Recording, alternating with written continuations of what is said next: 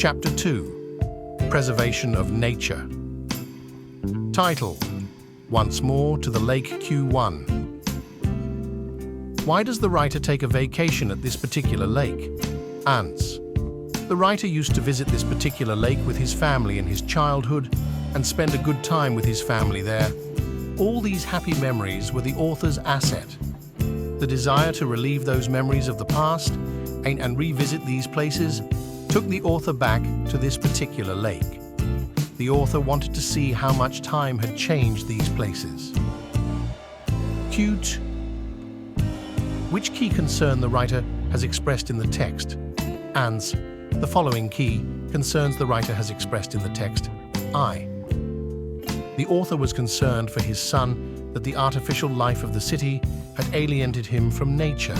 The author wanted his son to get out of the artificial life of the city and enjoy the colors of nature. The author also wanted to keep the time spent with his parents and family alive in his memories. E.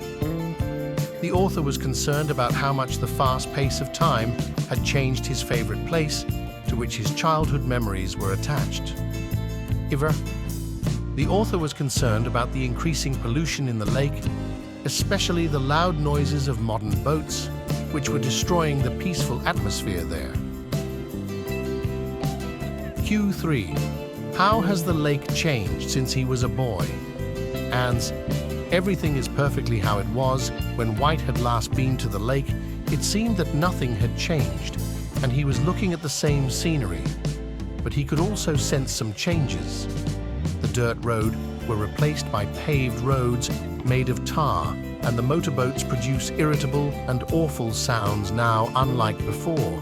New boats have noisier engines. Q.4. What contrast does the writer make between the sea and the lake? Ans.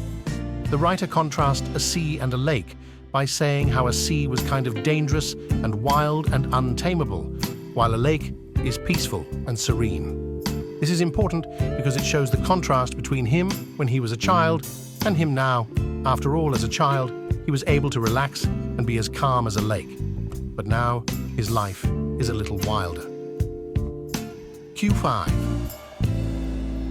Why does the writer repeatedly call the lake a wild lake? Ans. The author repeatedly refers to the lake as a wild lake to emphasize the cottage surrounding it. The author says it is not a place where men cannot live. Men not only enjoy the serene nature of the lake, but also live in cottages in the peaceful environment of the lake, which is not wild.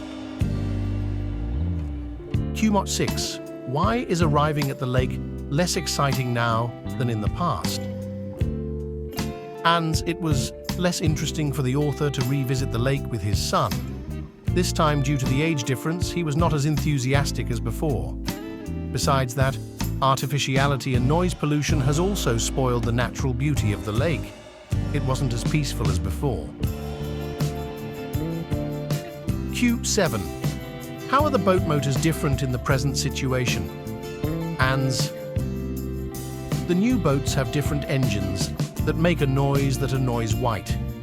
He recalls the old boats, whose motors would make low purring sounds as they moved across the lake. He describes the noise as being very soothing, but the new boats make a loud noise that does not match the illusion. The old boats had inboard engines, but the new boats had outboard engines. Q.8. The writer calls the lake a holy spot. How does he further develop this idea? Or why does the author describe the place as a holy spot? Ans.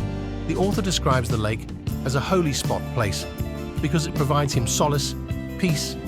It makes him forget his worldly and takes him to his beautiful past. It reminds him of his beautiful childhood. It makes him forget his mortality. Q.9. What kind of sensation persisted and grew in the mind of the writer? Ans. The sensation persisted and grew in the mind of the writer that he was both his father and his son. Q.10. What is the central idea of the text? Ans. The central idea of White's essay is how, despite time changing you, the audience of nature, Nature itself may not change when you revisit it. The key feeling he seems to revisit is a sense of nostalgia, as well as the idea of how aged he seems. The main idea and feeling are expressed in "It was the arrival of this fly that convinced me that everything was as it always had been." White.